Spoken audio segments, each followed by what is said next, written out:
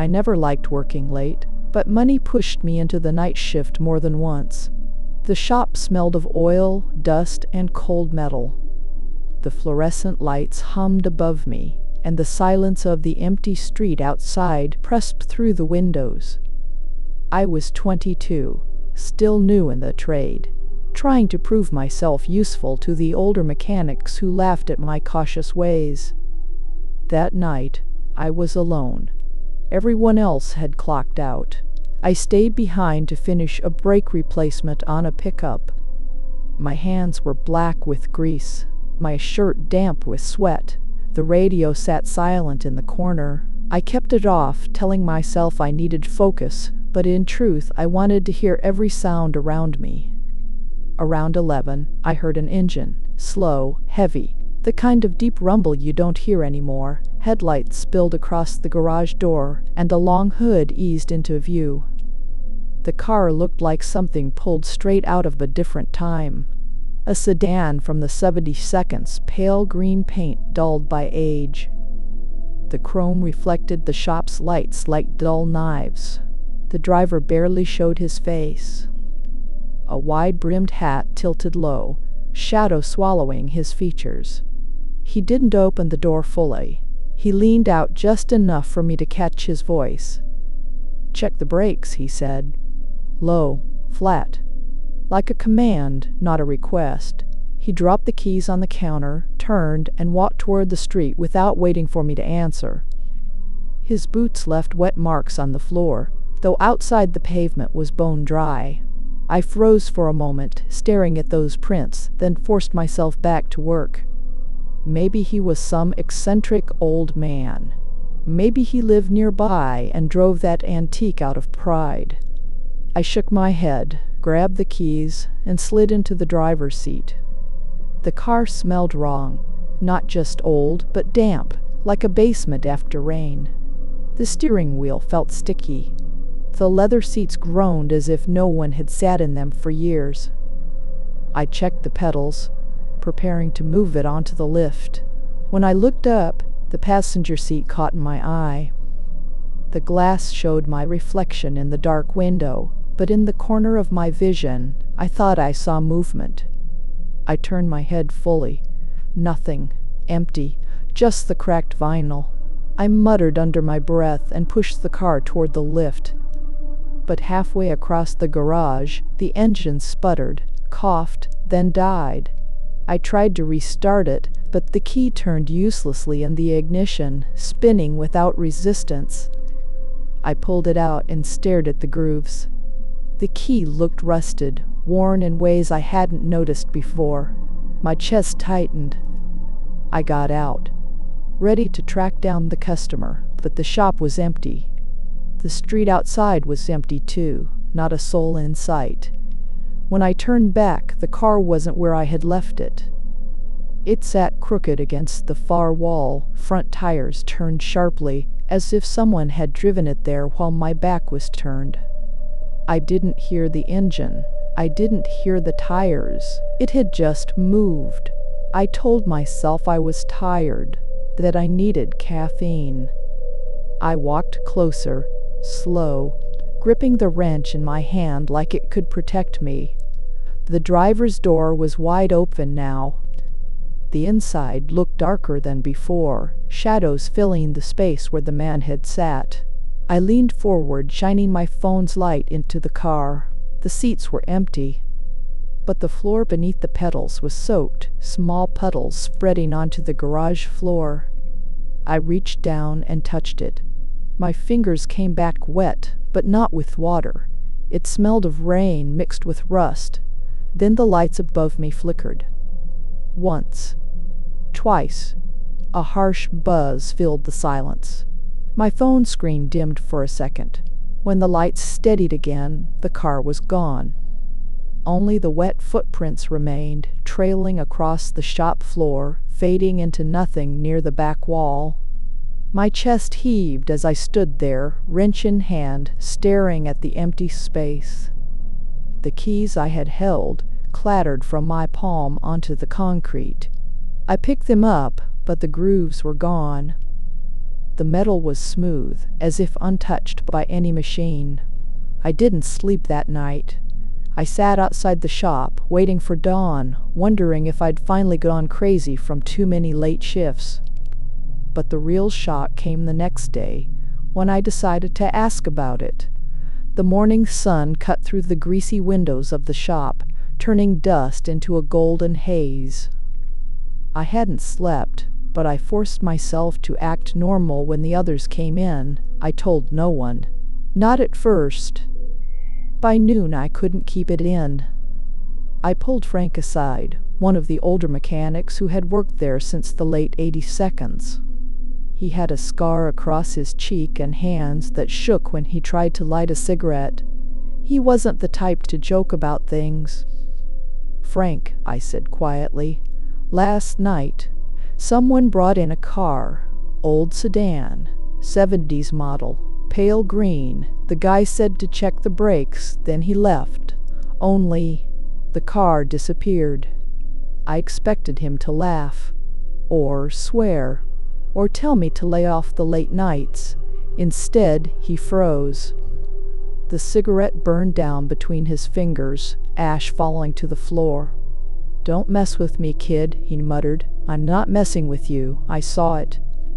The driver wore a hat, face hidden. Left wet footprints, and when I looked back, the car was gone. Frank's eyes narrowed. He didn't speak for a long moment. Then he walked out to the parking lot. I followed. He kept his voice low, like he didn't want the others to hear. "You don't know the story, do you?" he asked. "What story?" He pointed at the far corner of the garage, the same spot where the car had appeared when I turned my back. "That's where it happened. Back in '79, a man brought in his sedan, same model you're describing, said the brakes were acting up. While the mechanic was working on it, the car slipped the lift and crushed the driver when he came back inside. They say he died instantly." My stomach turned. "You're saying the guy I saw. I'm saying you should keep your mouth shut," Frank cut me off. "Every few years, someone claims to see that car. Always late at night, always when the shop's quiet. The management doesn't want talk like that around here. Scares business away." I didn't answer. My throat was tight. That evening, when the shift ended, I stayed behind again. I don't know why. Curiosity, fear, maybe both. The garage felt heavier now, the air thick, like the building itself carried memory. I walked to the corner where the footprints had faded. The concrete still showed faint stains, darker than oil. I knelt down, ran my hand over the rough surface, and for a moment I swore it was damp again.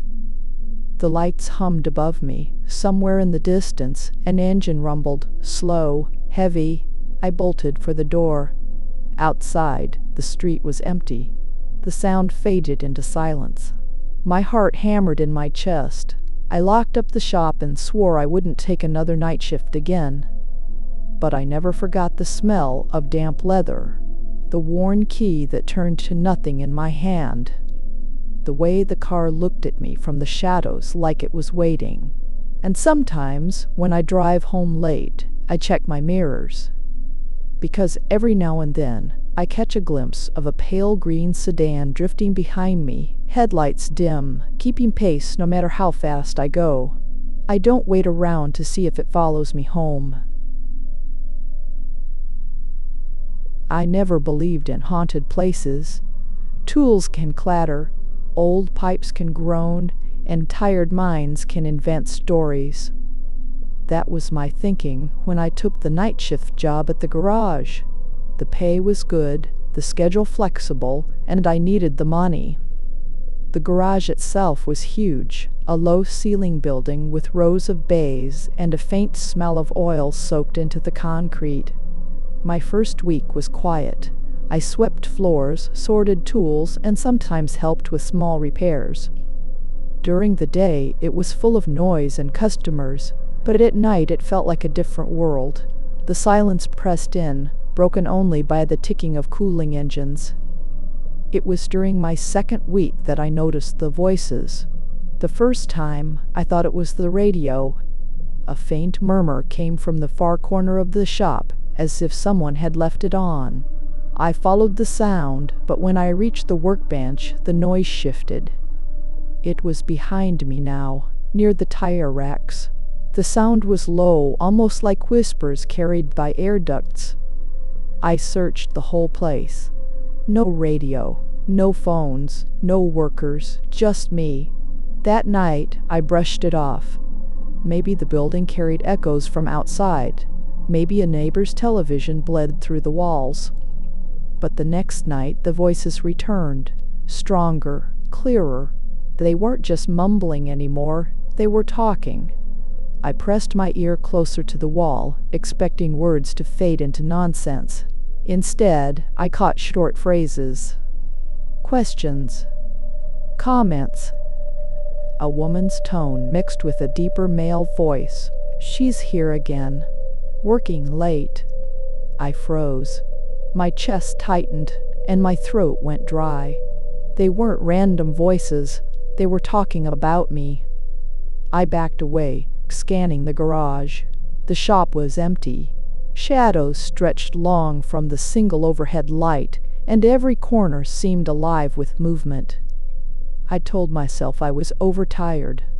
Hallucinations happen. I forced myself to finish the shift, but I left the lights on the entire night.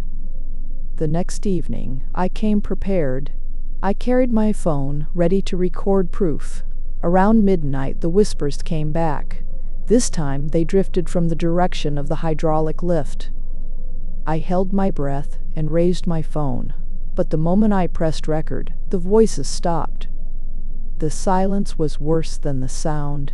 I stood there waiting, my pulse pounding in my ears. Then, as if someone had leaned close to the back of my neck, I heard it. A low whisper. Emily. That was my name. My stomach dropped and I spun around, but no one was there. I kept the phone raised, filming the empty garage. The lift loomed in front of me, a massive metal frame holding up a sedan. The chains groaned as if straining under invisible weight. The voices returned, louder this time, surrounding me, bouncing from wall to wall. Emily. Don't leave. Don't move. I stumbled backward, nearly dropping my phone. My breathing turned sharp, ragged. Every instinct screamed at me to run, but I couldn't. Something kept me rooted in place, like those words carried weight.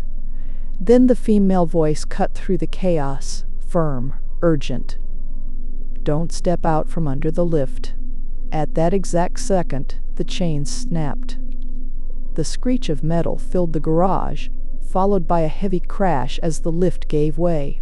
The car slammed into the ground where I had been standing seconds earlier. Dust and fragments of metal flew across the concrete floor. I had thrown myself back just in time, my hands scraped, my body shaking. My phone clattered away, screen cracked. I stared at the spot where the car had landed, my ears ringing. If I had taken even one more step, I would have been crushed. But that wasn't the worst part. When the dust settled, I saw something impossible. The surface of the floor beneath the wreck was dented. Not just a single dent, but several. Deep impressions in the concrete, shaped like hands pressed upward, as if something had tried to hold the car up, tried to keep it from falling. I couldn't look away. And in that silence after the crash, I heard one last whisper, so faint I thought it might be my own imagination. You're safe. For now. The shop smelled of burned oil and hot metal. My ears still rang from the crash. I forced myself to stand, though my knees felt weak. The sedan lay crushed on the floor, tilted on its side, glass scattered everywhere. My phone still recorded, though the lens was cracked. I should have called the manager. I should have called the police. Instead, I stared at the dents in the concrete. They were too clear to ignore. The impressions looked like palms and fingers, as if several pairs of hands had pressed up from beneath the floor. Hands that shouldn't exist. I told myself to get out, but the whisper still echoed in my head. You're safe, for now. Safe from what? And why warn me? The following morning, when the day crew arrived, I expected chaos. But my manager, a man named Victor, acted strangely calm. He walked around the wreck, muttered something under his breath, and quickly ordered the others to clean up. He barely looked at me. I asked him what had happened, why the lift failed. He just shook his head. Old equipment. Accidents happen. Don't think too much about it. But I couldn't stop thinking about it. That night, I returned. I shouldn't have, but I needed answers. The lift bay was empty, spotless, as if nothing had ever happened. Only faint cracks in the floor hinted at what I'd seen. The voices came back around 1 in the morning, stronger now. They didn't whisper in riddles. They spoke clearly, circling the room like invisible workers. She doesn't know. She's still here. She will see. I grabbed a wrench from the workbench and held it tight, like it could protect me. My chest rose and fell in short bursts. "Who are you?" I shouted, my voice shaking. The garage went silent. For a moment, I thought they were gone. Then, all at once, dozens of voices answered. Male, female, young, old, all at once. "We are the ones left behind." The words reverberated through the walls, through my bones. I covered my ears, but it didn't help. The sound wasn't just in the air, it was inside me. I backed toward the exit, but the main door slammed shut on its own. The sound echoed like a gunshot. My heart pounded as I ran to the side office, the one place with the small window. I yanked it open for air. And that's when I saw them. Handprints, dozens of them, pressed into the glass from the inside, appearing one by one. Some small, some large, smudging the surface as if desperate to get out. I stumbled back, dropping the wrench. My breath came in gasps, and sweat stung my eyes. The voices surged again, all overlapping, filling every corner. "You are not the first. You must leave. Victor knows." That name hit me like a punch, my manager. He knew. The lights flickered, and the garage filled with the screech of metal dragging across concrete. I looked back at the lift bay. The sedan that had been cleared away was there again, standing on the lift, as if time had reset.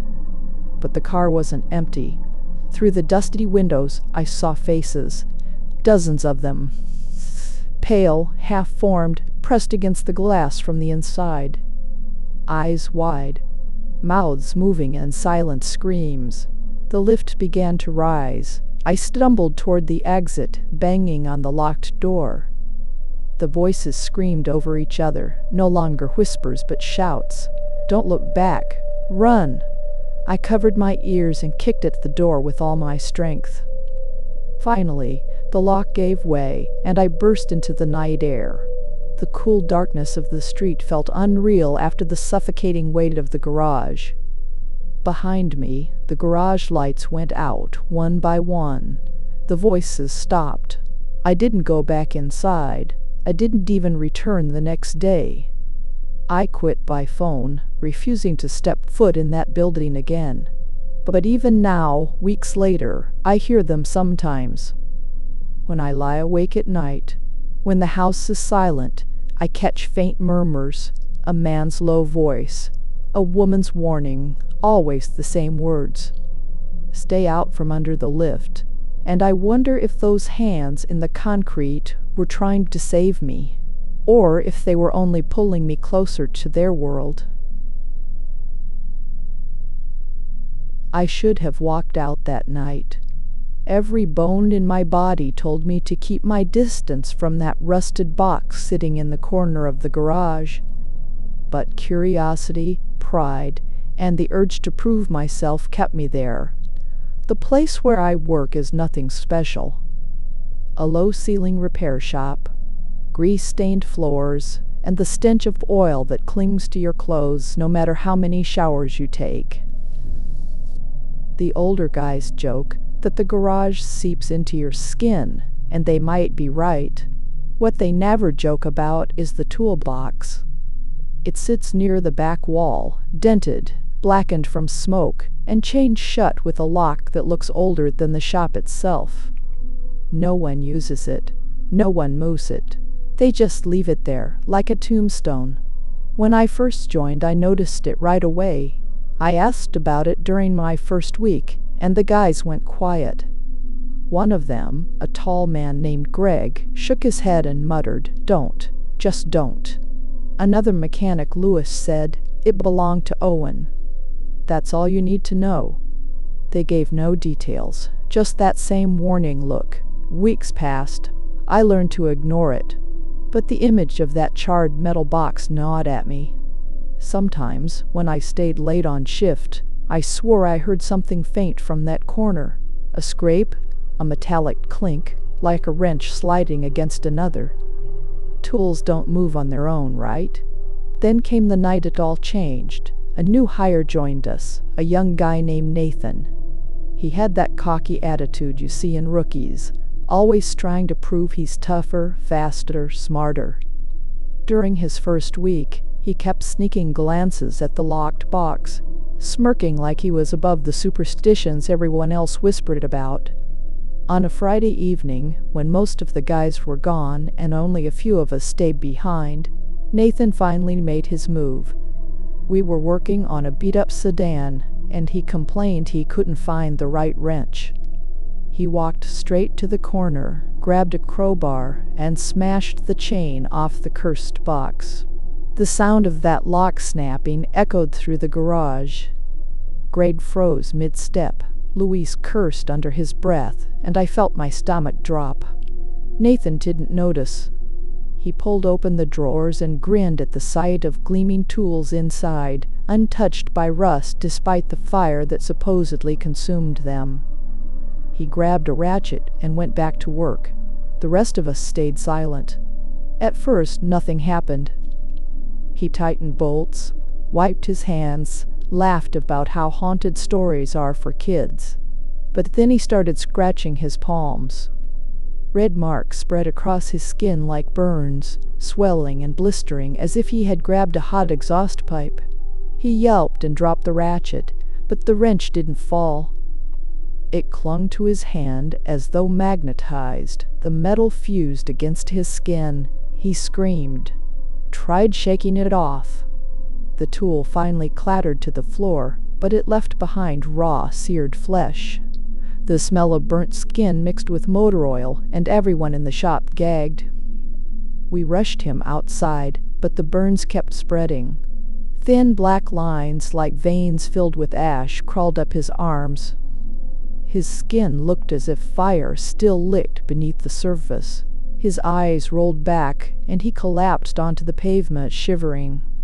Greg yelled at me to call an ambulance. My hands shook so badly I nearly dropped my phone. Nathan kept twitching on the ground, his breath short and ragged, while Luis kept shouting at him not to move. The paramedics arrived fast, but the look they gave us when they saw the burns told me this wasn't something they knew how to treat. They hauled him into the ambulance, but even as the doors closed, Nathan's body jerked violently, his hand still trying to claw at something invisible. When the sirens faded, Greg lit a cigarette with trembling fingers. "He touched it," he muttered. "He's finished." I stared back at the garage. The toolbox drawer was still open, and I swore I saw a faint glow inside, like embers that refused to die. The next morning, the garage was quieter than usual. Nathan hadn't returned. No one mentioned him. The old guys avoided looking at the corner where the toolbox sat, now closed and locked again, as if it had never been opened. I couldn't stay away. I kept thinking about those glowing embers, the way the metal clung to Nathan's skin. I asked Greg quietly about Owen, the man who used to own the shop. He hesitated, exhaled smoke, and finally said, Owen died right here. Fire. One of those nights, everything went up in flames. He was trapped inside, trying to save this damn box. That was 30 years ago.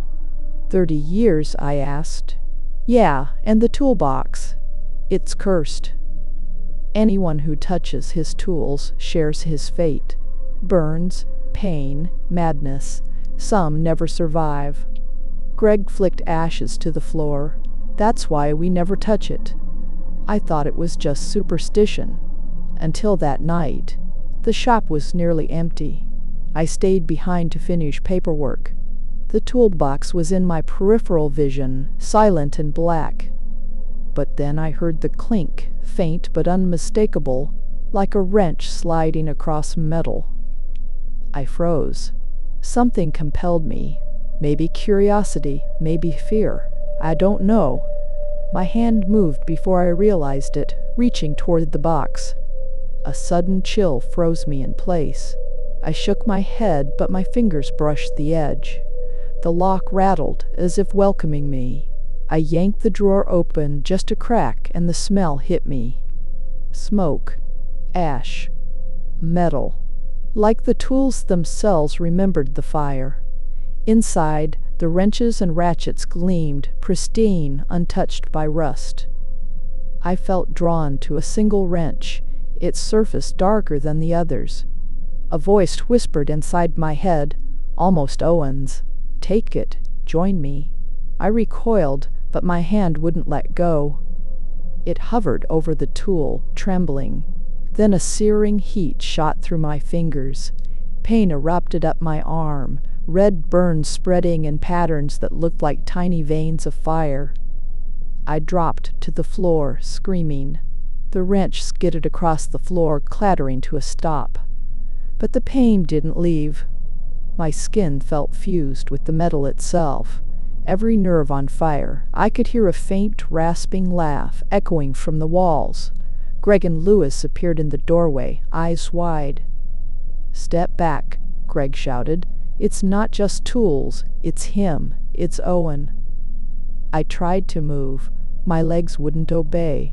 Shadows in the corners of the shop began to shift, twisting toward me, almost human in shape, almost alive. Whispers filled the air. They weren't voices from the living. They were echoes of the burned, trapped inside this cursed place. Louise grabbed my arm, dragging me backward. The shadows recoiled, but the heat stayed. My skin bubbled where it touched the air. My vision blurred. I thought I was dying. Hours later, I woke up outside the garage.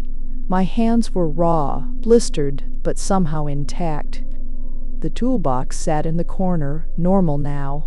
Locked, silent. The shadows gone. Nathan never returned to work. Greg said he checked out of the hospital the next day, but no one knows where. Louise refused to speak about it. And me? I quit the job that very morning. I couldn't go near that garage again. I warn anyone who hears this. That toolbox is real. Don't think you can handle it. Curiosity kills more than the cat. It burns. It latches onto you. It remembers. And if you touch it, you'll share Owen's fate, one way or another.